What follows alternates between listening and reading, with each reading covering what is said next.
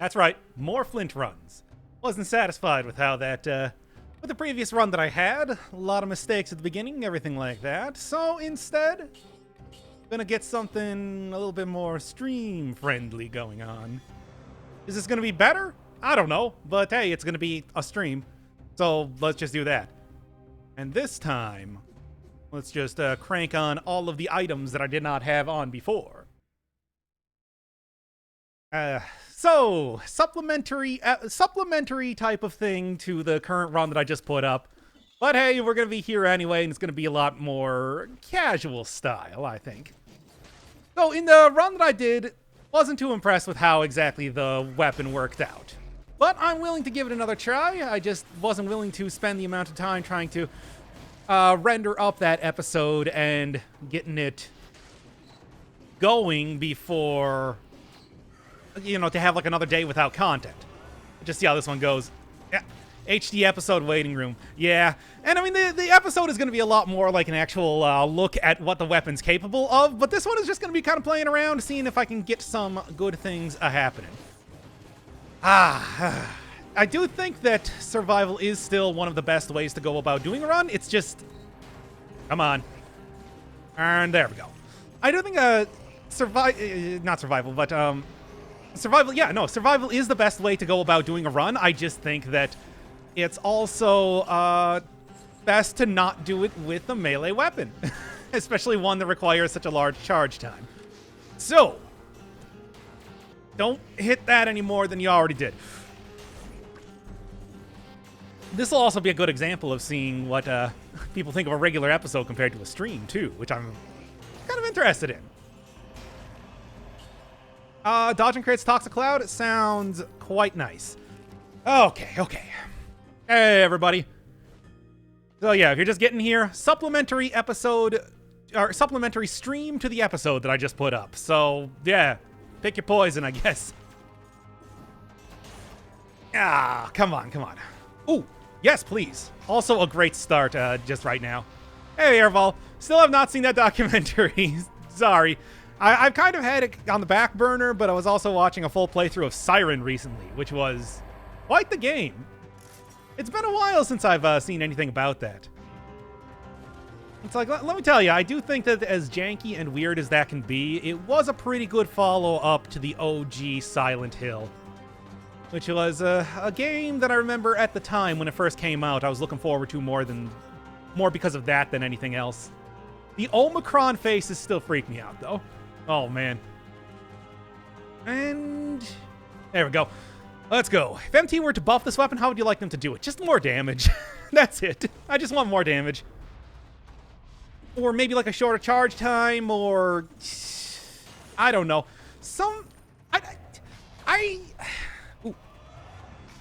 I don't think this weapon is bad. I think it's got a lot of potential. It's just, in most cases, I would probably rather instead take a, let's say Nutcracker. I think Nutcracker would be better in a lot of cases, especially because by the end of the run I did, spoilers in case you want to still see that entire episode, I was getting more damage out of doing the wolf trap combo than anything else. In the meantime, let's just go a few new things. Can't stay. My internet is dying between Netflix and whatever my brother is doing. And watching Netflix, I assume. I have no idea, though. Okay, come on. And so much like I said in the actual episode, I have no issues with using some of the new weaponry now. Documentary is no problem. Thought it would be something you would be interested in seeing. And I am. It's just, I'm also putting it off a lot, like I usually do with everything. Stuck on 4 boss cell. Any advice?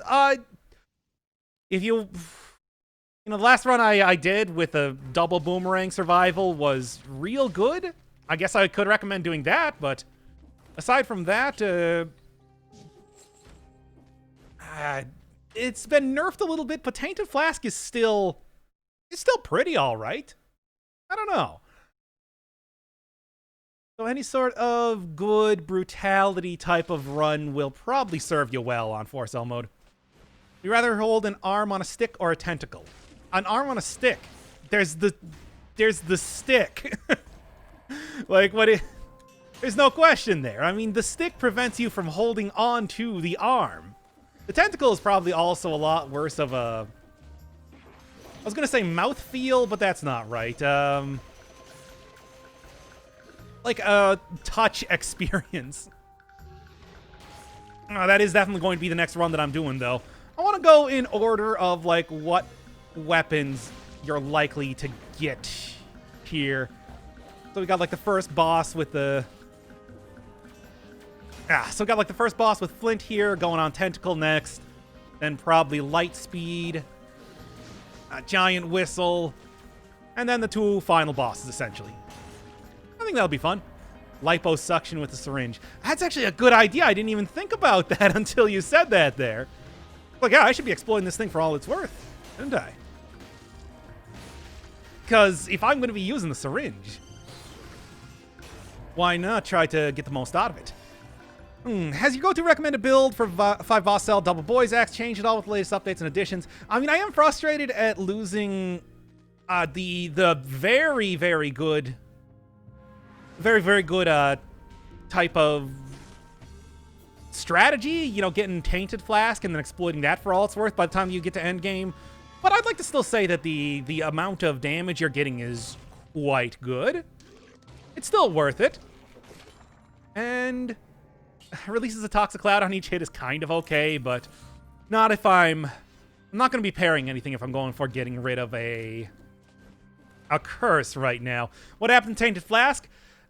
So it's the normal amount of enemies that you need to kill to get a flask has been lowered at, you know, like the initial thing is lowered. Damn it. The initial number of enemies you need to kill to get a flask charge is lowered, but the maximum reduction of said enemies has been raised up to 4. So you only get... So it's like having to kill 4 enemies in endgame. Still not terrible, but it's enough that, you know, you're not getting like the 3 flask charges that you were getting back when it was fully, you know, powered up to an insane degree. Do that, do this, and then... Okay. I didn't realize you can actually cancel out the syringe by... Okay. I didn't realize you could cancel out the syringe by rolling. Or at least it looked like that. I'm not entirely sure if that's what happened. Almost fainted on my bike ride today. Everything was dark and I felt like dying for a few minutes. I'm glad I have your voice to soothe me now that I'm back home. Oh, don't worry, baby. You managed to survive that one. You're a strong person. I don't know what I'm doing here. But, yay, thanks. Nice to know that even in a simple way, just being able to soothe somebody with my dulcet tones is good to know. And I'm glad to see that you're okay. Which is... I don't know what I'm saying right now. Anyway, cancel out the syringe by moving up a 1-step ledge. Oh, is that what happened? Didn't really realize what was going on there. But, yeah, figuring out how to cancel this out does seem like kind of a good idea in general. Oh, here's a pup. You wanna... why not, since you did survive that harrowing experience, I will actually do the arcade mode thing after this. Something that I've been looking at potentially getting done for a while now. Damn it. Stop getting hit so many times. Oh,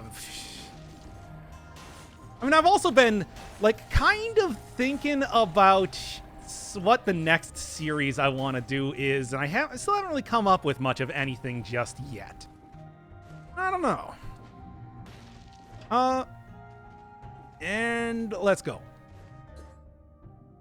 How are you today, my dude? I'm doing pretty good. Kind of frustrated with how the run went because it didn't... I mean, again, spoilers for the video that I just put up. It's, But yeah. And I will leave. Bye, Facundo. Thanks for stopping by. Okay.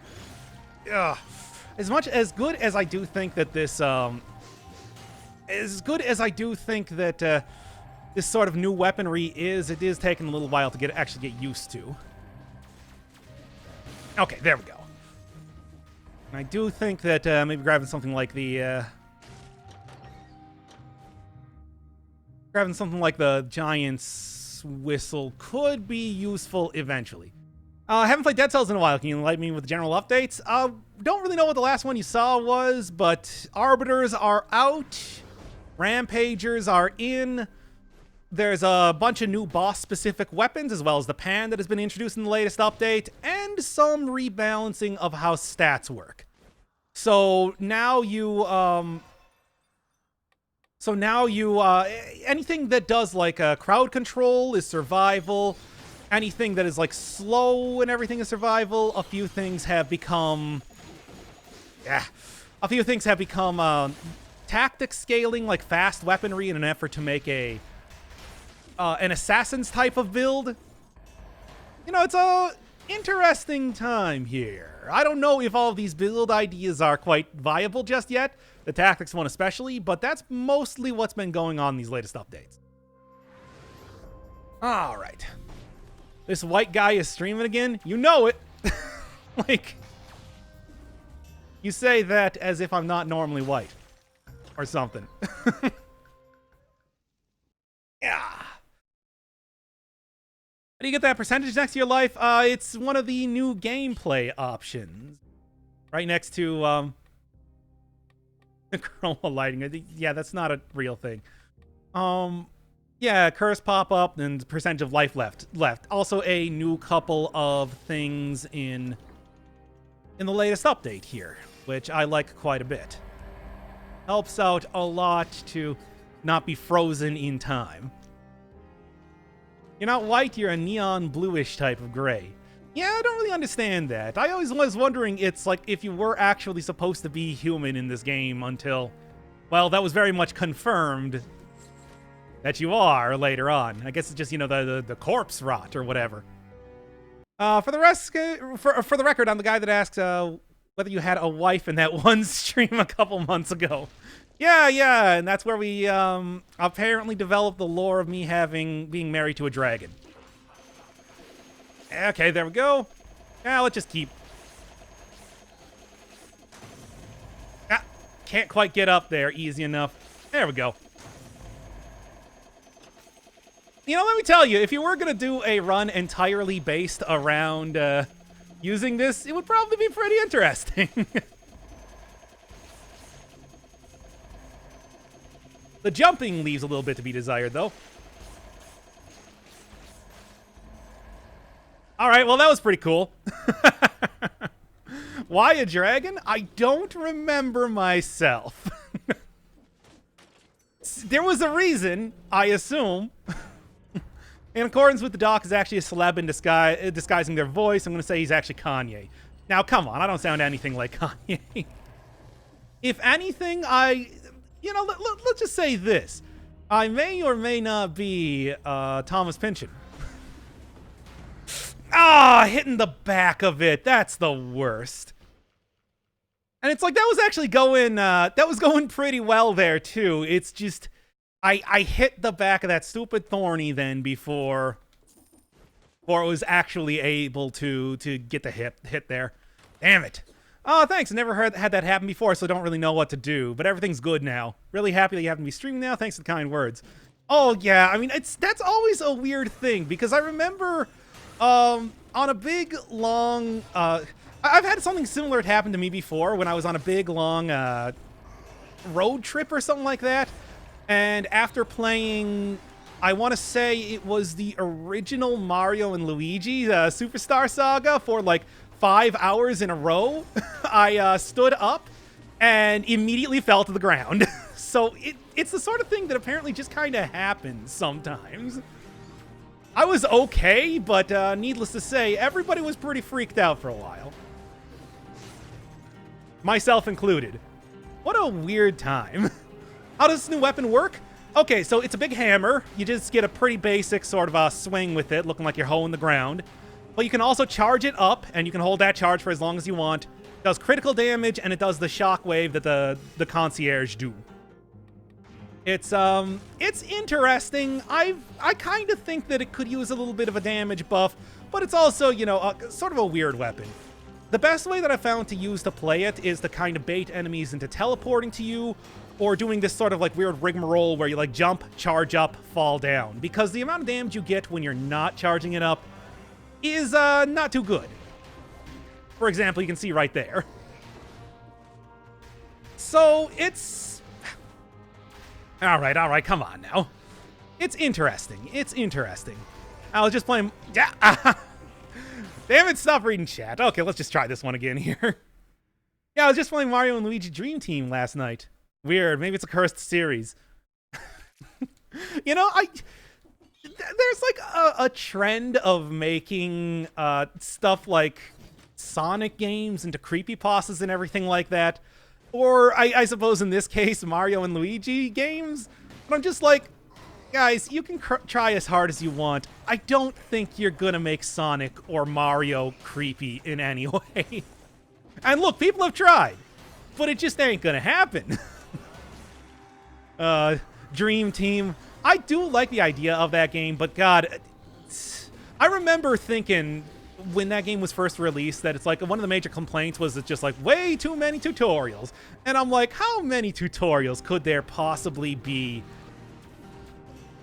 that would be like the main reason that people would criticize that game? And then I actually saw the game myself, and it's like, oh, it's everything, start to end in the entire game. And it never stops. Oh no, not again. You know what, I'm gonna restart this one again. Yeah, blood pressure difference in the brain, rapid standing up can occasionally cause minor blackouts. Once felt like that in the bathtub and was surprised to wake up prone. Oh God, in the bathtub, that would be the worst. They have like a handle in that thing just to prevent you from taking a mighty spill in there. Of course, that's mostly because it's slippery. I suppose falling anywhere, much less on like ceramic, is falling anywhere, including ceramic, is going to be a bad time. Okay, and okay. Don't. The stun time that you get off again that shockwave is good. It's again like I talked about this in the video, but more of a cherry on top type of mechanic than something that's good parry. Than something that's I would consider absolutely essential to the weapon. Okay.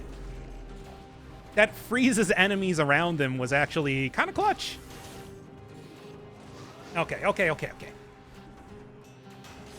And I'm enjoying this affix, if nothing else, but it's not like it's really making a huge difference as far as how I'm playing this game goes. I hate that stupid crystal. Good parry, though. I should probably take advantage of the... Oh, God, there's so much going on. I hate this. You know what? Let's just restart this one again, because good lord. Just looked it up, and Flint has already received 3 buffs since it was added. My God. This weapon needs to be reworked a little bit, I think. Oh, boy. Okay, here's the Dead Cells creep boss. I played on 6 boss cells and after an old man sold to me, and I got malaise in real life. You know, if you don't have, like, the crazy moon experimented on crows, you don't actually, like, turn into a monster. Then you just die. That's actually a part of the lore. But anyway. You know, besides, of the games that I played, I really think that Dead Cells probably not the most likely to have a... screw this. I'm doing this again. Hate this start here. How do you feel this weapon plays compared to the Seismic Strike? Oh, God. I don't really like the Seismic Strike either that much. So, it's hard to say. But yeah, of the various games I've played, I want to say that number 1, most likely for creepypasta, would be, of course, Puss. Number 2, Environmental Station Alpha. I was about to say Space Station Silicon Valley. Number 3, The Witness? Witness is a very good, would be a very good creepypasta type of game. Okay. And then everything else I want to say doesn't really have the same amount of creepypasta potential as those ones. Maybe Brain Lord, but that's just because nobody knows what Brain Lord is. That sells creepypasta. Every item you own in real life turns into the frontline shield.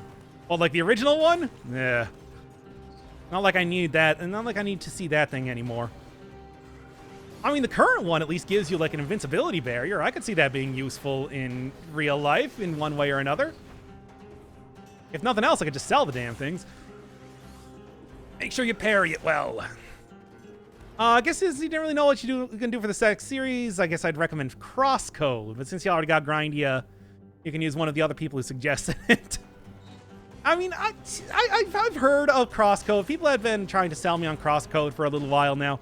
And obviously there was also a big reference to Crosscode in Grindia. Oh boy. Okay. And there we go. Good shot through the wall, too. And you're to blame. Give love a bad name. But I want to say, if I'm going to do anything, it's probably... I was thinking about, like, actually going back into my SNES library and maybe finding something like I did with Brain Lord, speaking of that. Let me throw on, like, Live Alive, which I think would be a fun game, too. Oh, to play Messenger. Oh, that's actually not bad at all. Bleeding. Yeah, waiting to play Messenger or Ghost 1.0. Yeah, I was looking at Ghost 1.0. That was... I still never found out if that was... is that related at all to, like, the Ghost 91 or whatever that series was called? The weird, like, Japanese indie game thing that was popular for a while? Ah! Well, I can get rid of that pretty easily. No, not related. Oh, okay, that's too bad, because... Like, I was always something that I was kind of interested in, but never really looked up because, well, at the time when I was looking up stuff, it was just information was way too scarce on that game. Ow, Oni. I think that might be... I don't know. I mean, I'm sure... If I was going to do something with, Oop, let's go. If I was going to do something with, like, an RPG Maker type of thing, I'd probably go with, finish up my playthrough of One Shot, which has been kind of sitting in the background for a really long time. Even though I know that's not technically anymore, but it's similar enough still to a lot of the RPG Maker type of deal. Question, is Brain Lord a good game? No. I played it when I was really young, and I'm afraid of revisiting it and ruining my memories. Okay, here's the thing. It's not a bad game, but... It's like that was a game that I think was released in America like a year after the N64 was out. So think about like the entire history of PlayStation games, the entire history of SNES games, and think that it's like this was one of the last ones that was coming out right at the end of the life cycle. It's okay. It's okay. I don't think it's a very good game. Like I said in the actual playthrough, it's a pretty flagrant type of ripoff of, like, Zelda by way of Enix. It's got some fun stuff going on with it, but I think that overall it's just kind of generic. Which is too bad. Secret of Mana. Secret of Mana is a great game. I've only played Seiken Densetsu 3, but that was a fun time. Also could play that one. Brain Lord was 94. I think it came out in America in 95. Which is why N64 is 96. Well, it was still very close to the end of the...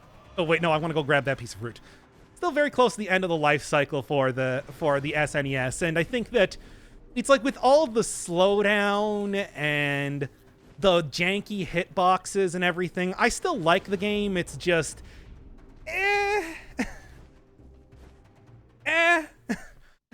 There's just something about it that... I mean, I said, like, the first time I played it was, like, in 2015 or something, so I have no real nostalgia for it or anything like that. But something about it still did strike me as, like, enjoyable. I don't know why I got such an affinity for that game. It's like I know factually that it's okay, but... it's not the greatest. And also, it does have some weird parallels that I could pull between that and Secrets of Grindia, which kind of made it worth playing for that alone. I still do not think that that was intentional in any way, and that it was just a total coincidence that those parallels existed. But the fact that, like, the potion quest was so similar to the one in Secrets of Grindia is just baffling to me. Mini Ghost was actually developed after and was able to run on MSX. It's a short little prequel. Wow, it was able to run on MSX? So, wait, is this like a La Mulana type of thing? Where they took huge inspiration from that? I do like La Mulana. Haven't played the sequel. Haven't even, like, seen anything about the sequel, but the first game was genuinely pretty good. And also a neat look into a game subculture that, you know, being in America, I was never able to actually see myself. Oh god, just get me out of here. It was one of the few games my brother would let me play and watch him play. I remember the early music being pretty nice. Oh, it is. The early music, especially the, like, actually, you know what? I like the music in that game entirely. I think, like, the Platinum Shrine was fantastic. But the road to the Temple of Light music is fantastic. I like the Temple of Light music because it's got a real, yeah, I'll take this instead. It's got a real, like, Paper Mario Thousand Year Door type of flair to it. Remind me a lot of, like, the Pit of 100 Trials. It's not like it's all bad or anything. It's just very generic and kind of questionable as far as, like I said, there's a lot of slowdown, there's a lot of weird hitboxes. Stuff like using the axe weapon, despite the fact that it has really high damage, you can almost never hit anything. You just want to switch that out for a sword because at least the big sweeping motion you know will actually hit enemies. I mean, yeah, it's only like a 5-hour game or so. It does have a couple somewhat frustrating puzzles. You can watch my playthrough of it too, but, you know, it's also a pretty old one. It's, you know, check it out. Check it out. There's a town called Toronto in it, which is fun. There was, like, a Pokemon thing that I didn't really do where you like, choose combatants in an arena. Yeah, I'm gonna make a phone call. Be back soon. Love you, Duck. Ooh. Love you, too. Certainly not even close to the worst game you're ever gonna play. No, of course not. It's just... I just think that it's kind of generic and, like, not amazing. It's fine for what it is, and I just think that if it came out earlier in, like, the SNES life cycle, it might have been more impressive than it actually ended up being. It's an interesting sort of game, and it's the sort of game that I would like to do more on this channel. You know, this type of thing that it's like, it's not the worst game of all time, it's not the best, but it does have, I want to say that for a lot of people, it's going to have its own, like, special place in history. And it's something that people aren't really going to be covering a lot otherwise. Which is why I was also looking at maybe eventually doing something with, like, some of the Department Heaven series. Specifically, yeah. Yggdra Union is a game that I've wanted to play for a while now, and it's, like, certainly not the most popular game out there or anything, but an interesting one nonetheless. Ah, come on. You know, just kind of giving spotlight to the sort of things that you're definitely not going to see other people playing. Have you played Illusion of Gaia? I have. I have played Illusion of Gaia, Soul Blazer, and the other one. What's the third one? Have you played Live Alive? Yes. And in fact, I do have it. I do have the patched version of that game sitting in my library right now, ready to go. A pretty fun game.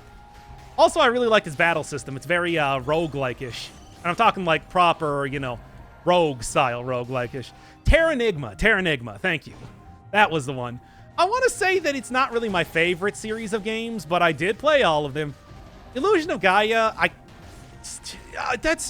Illusion of Gaia is a weird game because I feel like what the developers wanted to do with the game, they couldn't actually... Like, they had a huge Bible for the game, but they couldn't actually put everything that they wanted to do with it into the game. So, for example, like the Village of Angels, I remember just being super weird and like wacky compared to a lot of the other stuff that happened in the game, and also very poorly explained as to what was actually going on. Like, it was supposed to be a way more expansive game. It was supposed to be a way more expansive game than it actually ended up being. So the plot moves on in a bizarre way. It is a very hard thing to explain. Weapons that need cooldown reduction has suffered in the past few patches. Doc doesn't take any cooldown mutations anymore. I mean, the original cooldown mutations were just you get cooldown mutations. These days, a lot of the weapons that I'm using are just good based on the fact that they, you know, are good weapons. I don't really need to use like a lot of the very large cooldown type of things to make it work. You know what? Hey, sure. Let's take like blind faith here and try to actually get that thing working. Why not? Instinct of the Master of the Arms. It reminds me. Is such a good name. It reminds me a lot of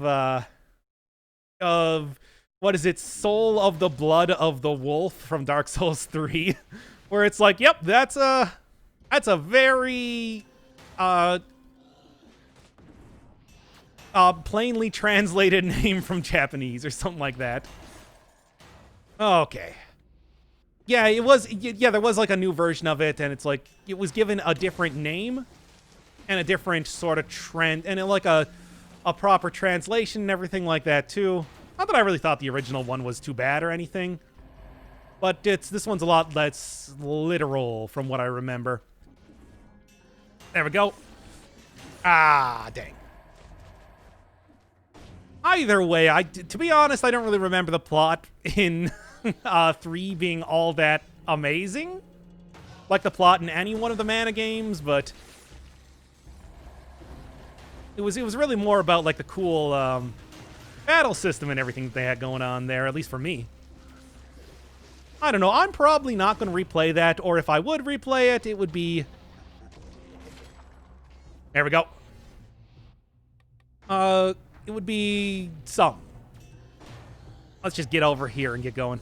Think the beheaded gets dizzy using the syringe? Yes. I'm guessing since he does not have an inner ear or brain, but I also want Dirtbag to suffer in some way. Fair enough. And it's like, yeah, I'm pretty sure he probably does. I can't imagine that. Like, there's a lot of things that he shouldn't be able to do, but he still does anyway. Via, magic. Okay. Ah, dang. I really don't want to risk accidentally hitting the back of that thing. Leveling up the spells and Secret of Mana required a ridiculous amount of grinding. I don't remember exactly what you had to do in Second Densetsu 3. Since that was the only one that I played proper. Like, I remember that... Didn't you have to, like, get some sort of special item and then use it at the Mana Shrine? Or was that to get, like, a specific version of the skills or something like that? Was different. Biggest problem with Second Densetsu 3 was hella glitchy, so some stats didn't even do anything. Yeah. The question mark seeds to class change. That's what it... What? Wait, was that it? Or was that Secret of Mana? God, it has been a long time since I played that. It's been a time. It's been a time. That's SC3. That's SD3. Oh, okay. Yeah, it's been too long. I can't even speak to that series anymore. Whoa, dude. Almost hit me there. And is that Cell's guy the king the way he is because of the malaise infection or because the alchemist experimented on him?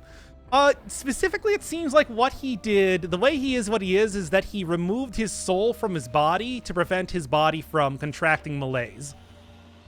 And then basically when you eventually reunite the little blobby thing, which I guess is supposed to be the king's soul, with his body, he becomes vulnerable to malaise, but at that point in time, he can also cure himself with the panacea. So it's probably some sort of mix of magic and like technology that the alchemist developed at some point in time to make him the way he is. And then, of course, he also just kind of forgot everything that was happening up until the point that he actually got it back into his body. And the Hand of the King was also one of the few people that didn't get infected, but still gets killed every single time anyway, because his whole modus operandi was to just guard the king's body. Modus operandi? M.O. No. His existence, whatever, was just to guard the king's body, even against the king himself. Which, well, that's a price you pay for that much loyalty, I suppose. Alright, so what else are we looking at here? Don't hit the thing! Ah, I hate it. Was the giant always a skeleton? Apparently, because even before, like there is giant portrait in the castle that shows the giant as being a gigantic skeleton. It does not show like a human figure. It shows a giant skeleton. And that would have presumably have been painted before the whole malaise thing went down, so I guess he was always a skeleton. Which, again, another reason why he was probably one of the first guys to get killed and ended up near the chopping block near the entrance, because if everybody's turning into a zombie, I think that assuming the dude that is a giant skeleton probably had something to do with it only makes sense. Okay, come on, you. And I just want to avoid getting hit here, please. Okay, there we go. So the Hand of the King wasn't, so the Hand of the King is just that tall? He wasn't transformed or anything? No, because they make reference to him, like, still eating and stuff like that. And for a long time, he didn't actually drop cells because, you know, he's still alive. He was still living. So he was just actually a gigantic dude. I mean, I guess the fact that the giant exists, but the giant was a skeleton. I mean, there's a lot of mysticism and alchemy and stuff like that goes on in this story, even aside from the horrible disease that was caused. It's just, what exactly was the cause of the malaise, and what was the cause of, like, everything else going on here is up for debate. That's also probably the avenue that they're going to take when it comes to explaining the lore for a DLC or something like that. Further question: did the Blobby King was he always just a jerk, or did he become one through the consumption of whatever elixir is in the flask? Oh no, he was always a jerk. He was always a terrible, terrible person. All the various lore things around the area showed that he basically holed himself up in his castle, where he was doing stuff like hosting parties where they were eating human flesh and stuff like that, while he basically sent everybody else to be killed the second that they showed any signs of having malaise. I mean, if you've ever, like, read Mask of the Red Death, it strikes me that the island was very much like that until, well, everybody died. It was just pure pandemonium outside, but then, like, people throwing parties up in the castle. It was always terrible, basically, is what I'm saying. Probably just the Ancient Sanctuary orange juice. I mean, that's one of them. Could also be from the moon. It could be from the skeletons. It could be just because everybody was just kind of filthy and not really good at taking care of hygienic stuff like that. It's a lot of things, a lot of very bad things. Dead Cells is a very bleak game, to say the least. It's a very bleak game where nobody comes out looking good. The Timekeeper looks like the only normal guy, gal. I mean, apparently the Timekeeper's fine, the shopkeepers are fine, and as well as Gyan. And also there's like a number of dudes that you find all the way back in the prison cells who are apparently, you know, just kind of staying in their cells until stuff blows over to a certain extent. But most people are either dead or being actively hunted by the mutated undead. It's rough. It's a rough time here on the island. And it's not getting any better. Nor am I playing any better, speaking of which. Really, the only one that's having any fun here is the king, just running around and beating up enemies like crazy. Please. And also you. Yeah, sure, I'll take that just for the extra stats. Let's go. Oh, tutorial. Oh, yeah, the tutorial knight. She's a Tomb Raider, though, so she might have actually come here upon learning that, you know, hey, it seems like a huge apocalypse has happened on this island here. Maybe there's stuff I can go steal. And then she died. So, I mean, was it worth it? She's only the dead woman can tell you, and I don't think she's in any position to talk. Never actually turned into the undead. She's just a skeleton there, by the way. Managed to get... I guess she never got infected with the malaise, so no mutations. Still, it's not a great way to go out. Oh, boy. Nope, don't face that way. Oh, I'd like to see more lore on the Hand. I mean, the Hand is a fiercely loyal... Well, he's the Hand of the King, to the King. Fiercely loyal and was just given the job of protecting the king's body while the king's away, and never actually trusted that the king came back even when he did. I mean, I guess it's because, you know, the king is possessing a different body at that time, but still. He's, I mean, he was loyal to the bitter end. It's just, if he wasn't so loyal, wouldn't have even had to fight him in the first place. Who else was even getting to the throne room at that point in time? I mean, I guess more people. He was constantly sitting there on guard for the king's body, but... just ended up with him getting killed. Man. Well, I don't know if this isn't the case. It wouldn't surprise me if the king allowed the malaise to ruin... specifically so he could have fun killing everyone. I mean, I'd like to say that even if he... Well, he didn't know that guys were going to be...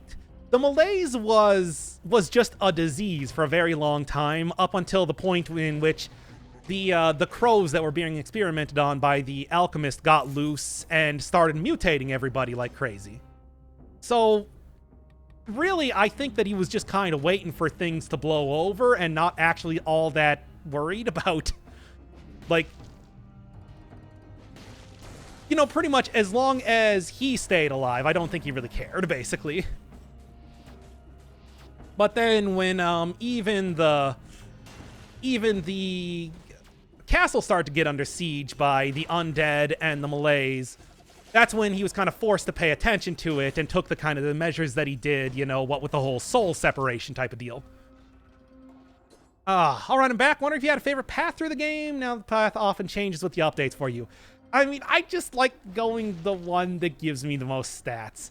Because ultimately, I think that, you know, hey, I do want to win runs, and going through the ossuary, going through the depths, getting all the cursed chests, it's just kind of the best one, you know?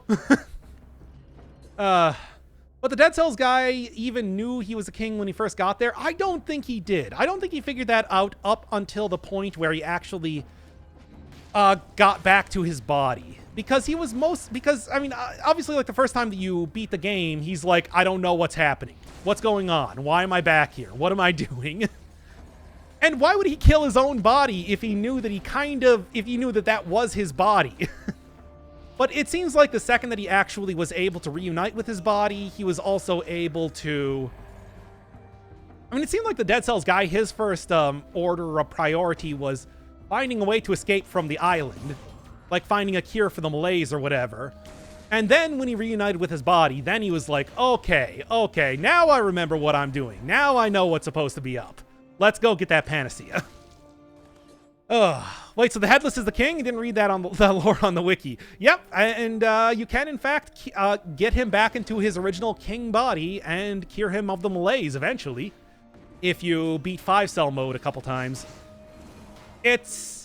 Due to time paradoxes and time shenanigans, he doesn't actually get to stay like that for long, I think. I'm not quite sure. It's still kind of confusing as to what happened in that ending cutscene. But that is, in fact, what happens. So why did the body explode when you stab it the first time? I don't know why it exploded. I mean, it was... Maybe it's just like whatever sort of magics were keeping it like pristine and unable to be infected by the malaise, had been destroyed and made it explode. Because it seems like, because obviously the king's body was just there to be safeguarded by the hand of the king until it came back to, and it did seem like the time when you actually possess the king's body that it's like it was infected by the malaise. It was just also like being prevented from being malaised up anymore. And then the second that your soul went back in there, whatever sort of enchantments were on there to kind of prevent it from aging, probably something that the Timekeeper did, were no longer in play, and you started to get malaised up again. So I guess you could just kind of assume at that point in time that there were some heavy enchantments put on the corpse to make sure that it was good at that point in time. It exploded because explosions are awesome. Because the power within the king's body, I mean, he is apparently pretty good at what he does. As you can see with his mastery of many different types of weapons and, you know, just insane agility and everything like that. As well as mastery of, like, spells and everything, too. You don't really get that with normal dudes. Wouldn't really surprise me if the king, maybe not as good as the alchemist, probably had his own level of expertise with that too. Obviously not using it for any sort of very nice gains, but yeah. You ever gonna try and get the true ending? Oh, I mean, I've done that before. I've done that on stream, just haven't done that on video because I don't want to spoil anything. I want it to be spoiler free. Oh, that was close. Yeah, the king is very fragile though. Unlike, you know, say, the Giant or the Hand of the King, he is not, he can't really take a lot of hits. He can by endgame, but that's about it. What's up with the sexy spider lady in the sepulcher? I mean, she says that she is looking for you, so presumably she's related in one way or another to the Timekeeper. How? I don't know. That's never really been explained. It's weird. I want to say that might be one of those things that was like an old plot point that got dropped over time, and now she's just kind of there to tell you to stay in the lights. And that's about it. Not the most interesting, but hey, you take what you can get. Punch me so I can get some cooldown reduction here, my dude.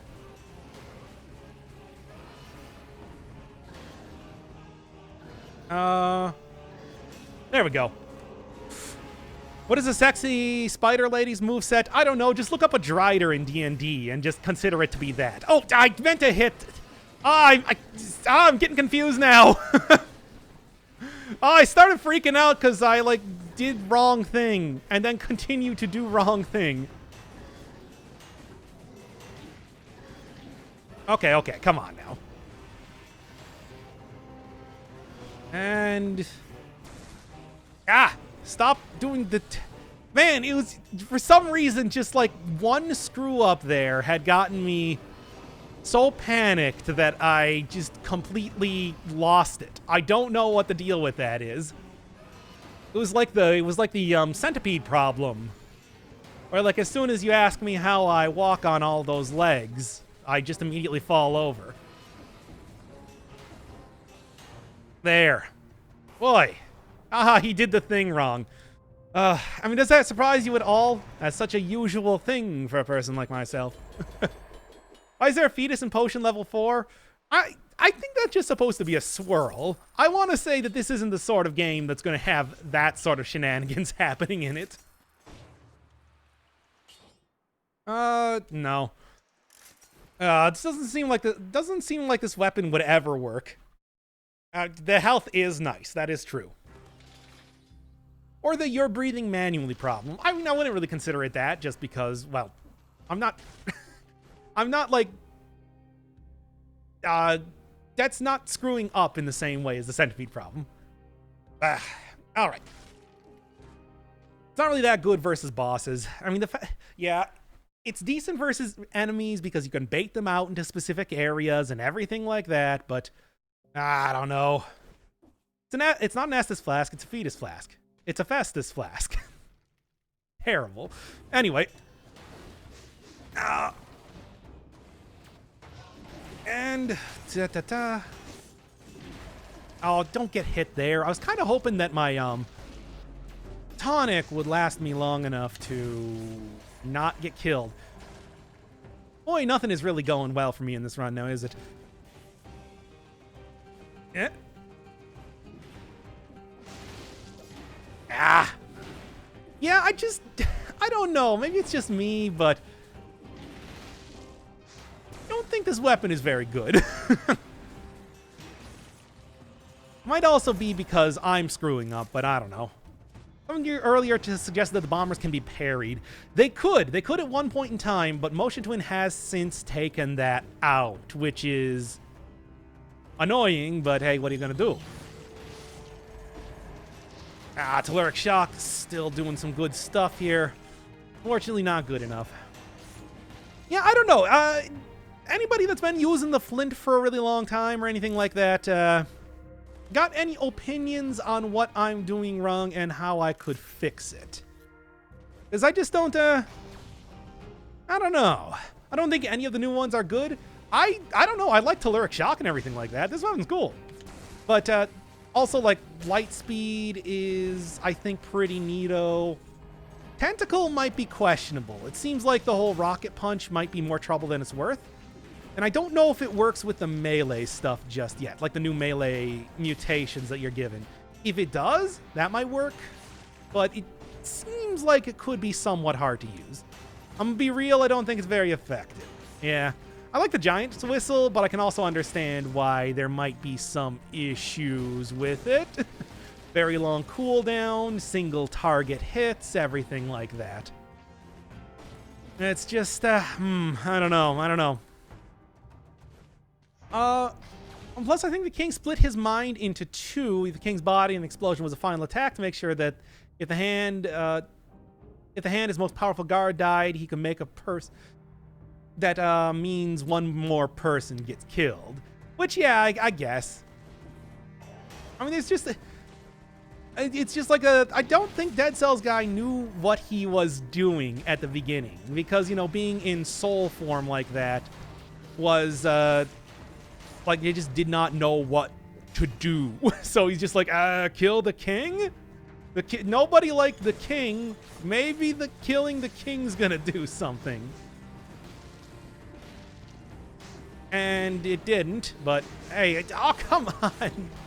Oh, the regular attack on this weapon is very bad, which is unfortunate. What do you think of the new text mutation? I like the idea behind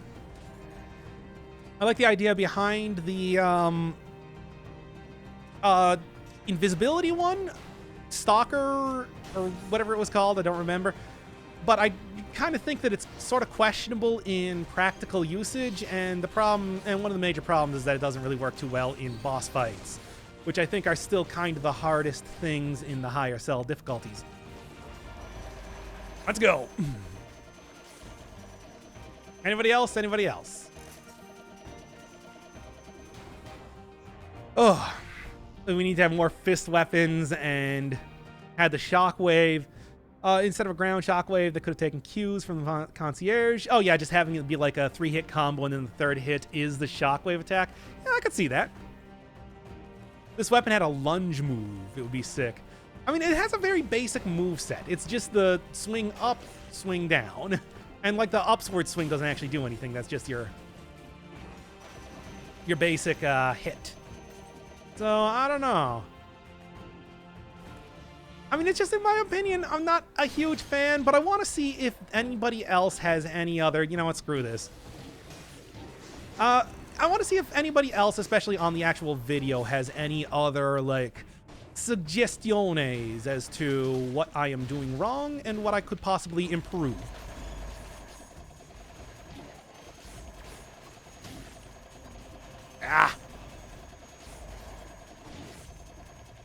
Yeah, you really are vulnerable when using this, but it is also pretty cool, too. So, I don't know.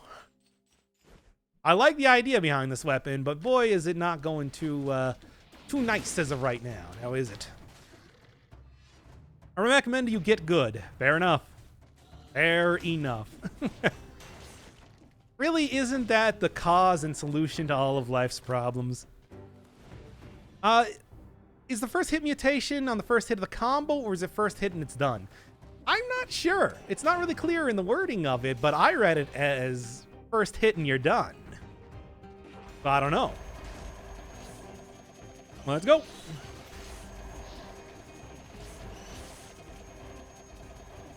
Yeah, there we go. Boy, I do think that this weapon has potential of being very good over time. Especially if you're not on 5-cell difficulty, but, you know, maybe also here too. I am kind of losing out on the whole Flint thing, which is what I'm supposed to be using right now, though. Problem is that you're using Flint on high boss cell mode. Yeah, and that might be it. That could just be exactly what the issue is. You ever play multiplayer with Marty, or does he just watch a chat while on his phone from time to time? I mean, he is literally checking Twitter. I mean, he has said as much during, like, the many episodes of many things that we've done. Man loves his Twitter. You know, well, let's just go full on with this. I'm just gonna see how well we can do from here, and I don't really have too much hope for this the rest of this run.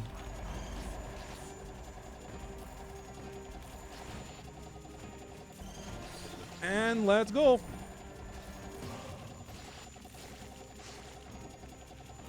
Keep going. Keep moving on. What is Marty's Twitter, by the way? If I told you that, you would know his real name. So I can't say. Not that I'm sure it's all that difficult to find. Caloric Shock needs to have,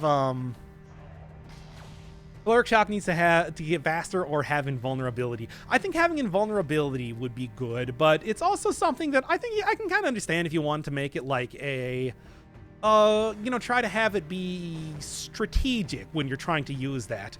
It feels like the sort of weapon that would be of that style. Besides, it also does some pretty good hit back and everything. I don't know. I think that if it could get some invulnerability, though, I would enjoy that. It's super easy to find Marty's real name. Yeah, of course it is. What an ass. Oh, I was out of range of getting the thing. Damn it. Oh, well. I'm going to say that's probably good for right now. I wanted to see if I might be able to have a little bit better,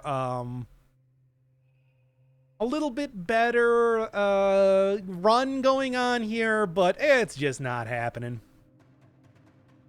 I think right now, yeah, I am going to go switch over, do a little bit of arcade mode in Grindia, because why not? Just, I kind of feel like doing something else.